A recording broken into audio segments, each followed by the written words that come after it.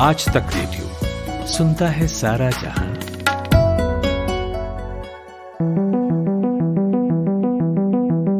कल तक corona virus से बचाव के लिए जिस दवा को जीवन रक्षक समझा जा रहा था, उससे अब लगभग सभी उम्मीदें समाप्त होती जा रही हैं। विश्व स्वास्थ्य संगठन ने मलेरिया की दवा हाइड्रोक्सी क्लोरोक्वीन यानी HCQ का कोविड-19 के मरीजों पर क्लिनिकल ट्रायल सुरक्षा कारणों से अस्थायी तौर पर रोकने का फैसला किया है। आज तक रेडियो के इस पॉडकास्ट में आपका स्वागत है। मैं हूं आनंद श्रीवास्तव। इस पॉडकास्ट में बात हाइड्रोक्सी क्लोरोक्वीन की। कोरोना महामारी से बचाव के लिए हो रहे प्रयासों में हाइड्रोक्सी क्लोरोक्वीन से एक उम्मीद जगी। क्या है हाइड्रोक्सी क्लोरोक्वीन और कोरोना महामारी में कैसे इसका इस्तेमाल हो रहा है, इस बारे में हमने बात की एम्स की वरिष्ठ स्वास्थ्य विशेषज्ञ डॉक्टर उमा कुमार से। हाइड्रोक्सी क्लोरोक्वीन ये मेडिसिन जो है वो एंटी मलेरियल दवा के रूप में जानी जाती है और पहले इसका इस्तेमाल मलेरिया के ट्रीटमेंट में होता था, लेकिन बाद में जाके ये कुछ ऑटो इम्यून इलनेसेस में कुछ आर्थराइटिस होते हैं जिसमें इस्तेमाल की गई, जैसे रूमेटॉइड आर्थराइटिस और SLE की बीमारी जिसे ल्यूपस भी बोलते हैं। इन दोनों ही बीमारियों में ये दवा बहुत साल तक दी जाती है। जैसे अभी ये कोरोना इन्फेक्शन यानी कि जो SARS-CoV-2 इन्फेक्शन हुआ और हाइड्रोक्सी क्लोरोक्वीन जो है वो इन विट्रो स्टडीज में इसने वायरस के लोड को कम किया। मैकेनिज्म ये कहते हैं कि ये जो वायरस की एंट्री है होस्ट सेल्स में उसको कम करती है। जो वायरस है वो उस पे कुछ स्पेकुलेटेड स्ट्रक्चर्स होते हैं, कुछ प्रोटीन्स होते हैं जो कि वायरस को होस्ट सेल में एंटर करने में हेल्प करते हैं, तो ये उस लेवल पर उसकी एंट्री को ब्लॉक कर देती है। दूसरी चीज, जब ये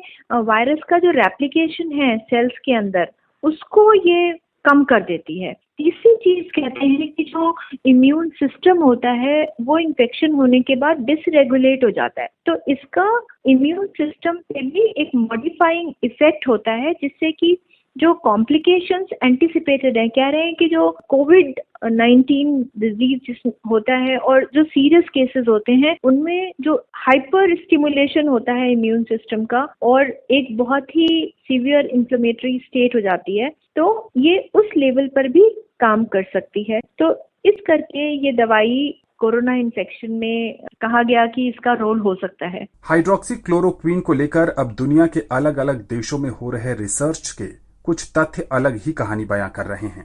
WHO के महानिदेशक डॉक्टर टेड्रोस अधानोम गैब्रियेसस ने इस दवा पर रोक लगाने की बात कहते हुए कहा कि सामान्य तौर पर हाइड्रोक्सी क्लोरोक्वीन और क्लोरोक्वीन दवाओं का इस्तेमाल ऑटो इम्यून बीमारियों या फिर मलेरिया के रोगियों के लिए किया जाता है और ये इन्हीं बीमारियों के इलाज के लिए सुरक्षित भी है, लेकिन दिल से जुड़ी समस्याओं पर इस दवा का खराब असर देखने को मिल रहा है। एक रिपोर्ट के अनुसार इस दवाई से कोरोना मरीजों को फायदा होने की बजाय ज्यादा नुकसान हुआ है। स्वास्थ्य क्षेत्र की मशहूर पत्रिका द लैंसेट ने अपनी एक रिपोर्ट में दावा किया था कि इससे जिनका भी इलाज किया गया उनमें से ज्यादातर की मौत हो गई। शोध के अनुसार मार्कोलाइट के बिना या उसके साथ भी क्लोरोक्वीन और हाइड्रोक्सी क्लोरोक्वीन दवाइयों के इस्तेमाल से कोविड-19 मरीजों की मृत्यु दर बढ़ जाती है। ये नतीजे करीब 15,000 कोविड-19 मरीजों पर ट्रायल के बाद के हैं। WHO ने 17 देशों के 3,500 कोरोना मरीजों को हाइड्रोक्सी क्लोरोक्वीन दवा के ट्रायल के लिए शामिल किया था। विश्व संस्था ने इसे सॉलिडेरिटी ट्रायल का नाम दिया था। इस ट्रायल का मकसद कोविड-19 के इलाज के लिए दवाई ढूंढना था। ट्रायल में शामिल मरीजों पर हाइड्रोक्सी क्लोरोक्वीन या कोविड-19 के इलाज के लिए प्रयोग किए जा रहे 3 और अन्य दवाओं का रैंडमाइज्ड ट्रायल शुरू किया जाता था, लेकिन केवल हाइड्रोक्सी क्लोरोक्वीन के ट्रायल पर ही रोक लगाई गई है।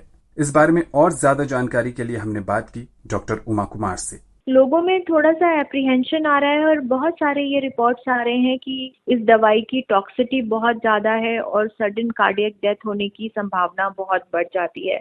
तो मैं यहाँ पे ये कहना चाहूंगी कि हमारे हजारों मरीज और इंडिया में millions of patients are taking this drug, जिनको रूमेटॉइड आर्थराइटिस है या जिनको SLE की बीमारी है, और ये कार्डियक कॉम्प्लिकेशन बहुत ही रेयर कॉम्प्लिकेशन है और जो किसी भी दवाई से किसी भी पेशेंट को कोई कॉम्प्लिकेशन तो हो ही सकता है। तो हमने अपने प्रैक्टिस में in last 24 years of my medical practice using this drug, मुझे तो ये दवा बहुत ही सेफ लगी पेशेंट्स में।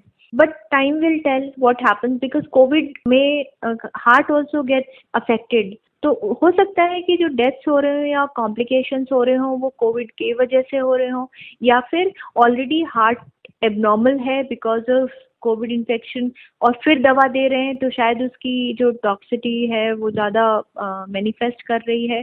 अमेरिकी राष्ट्रपति डोनाल्ड ट्रंप ने इसी हफ्ते बताया था कि वो कोरोना से बचाव के लिए जिंक के साथ हाइड्रोक्सी क्लोरोक्वीन ले रहे हैं। इस बीच ब्राजील ने कहा है कि WHO के ट्रायल पर अस्थायी तौर पर रोक लगाने के बाद भी वो कोविड-19 के इलाज के लिए हाइड्रोक्सी क्लोरोक्वीन के इस्तेमाल को जारी रखेगा। दुनिया में कोरोना संक्रमण बढ़ने के बाद भारत ने अमेरिका, ब्राजील समेत दुनिया के कई देशों में हाइड्रोक्सी क्लोरोक्वीन दवा भेजी थी। इधर भारत में ICMR ने कुछ समय पहले एक रिसर्च में पाया कि हाइड्रोक्सी क्लोरोक्वीन लेने से कोविड-19 से संक्रमण की संभावना कम हो जाती है। इसके बाद भारत सरकार ने कोविड-19 से बचाव के लिए इसके इस्तेमाल को और बढ़ाने का फैसला किया।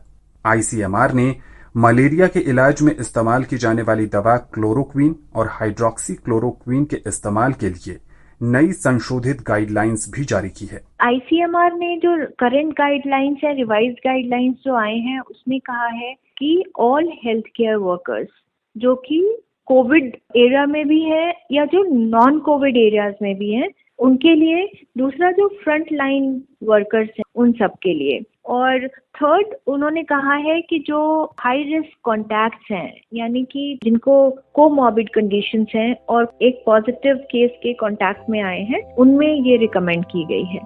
कोरोना से निपटने के लिए WHO के इस निर्णय से दुनिया भर की उम्मीदों को झटका लगा है, जिससे इंतजार और लंबा हो गया है।